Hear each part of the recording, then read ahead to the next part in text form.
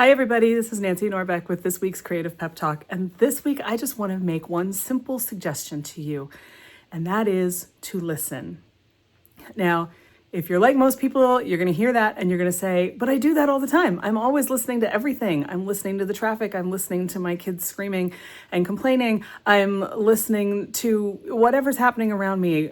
If there's anything I need, is less listening. I would like to humbly suggest that when you are listening to all of those things, what you're doing is hearing, but often not really registering. You know, parents hear their kids all the time without really listening to what they're saying. The same thing happens in offices. Colleagues say, I need this, and somebody's not listening, or they're not listening to why they need it, or to how they feel when the other person ignores them. Listening is the key to everything. It's the biggest thing I've learned since I started doing this podcast is how much people don't listen. And I understand why, because to listen well is a really, really active process. It takes energy, it takes focus, and that takes the absolute determination to do it.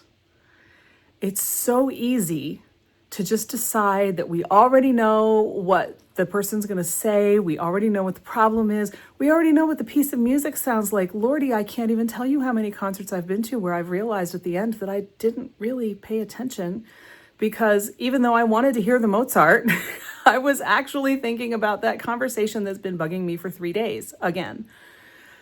We all do it.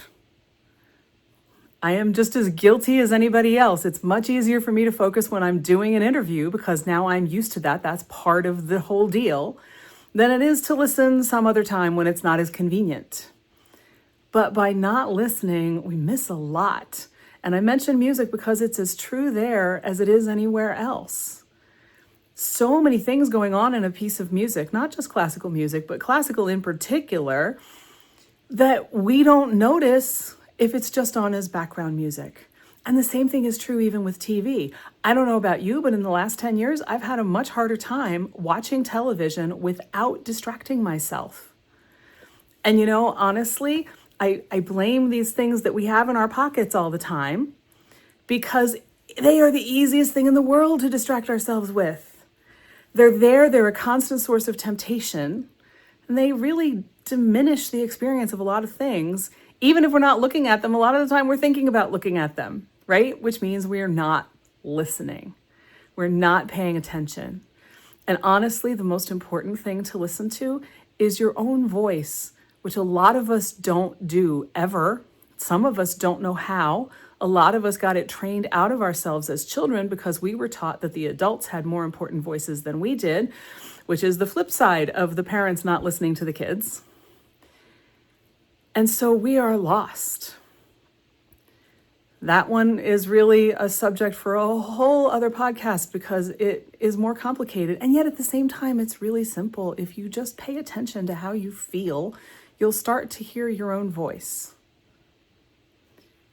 I don't recommend that you necessarily jump into that one right now. I think in typical Nancy and Kaizen Muse spirit that it's better to go with the tiny little step and make your progress in those tiny little steps, which add up faster than you think they will. So start by listening to a piece of music and really paying attention to it. Start by not looking at your phone while you're watching TV. Start by deciding that the next time your kid comes up to you and wants to tell you something, you're going to take the 30 seconds to really pay attention. Those are small enough steps to start with, but I really, really recommend it.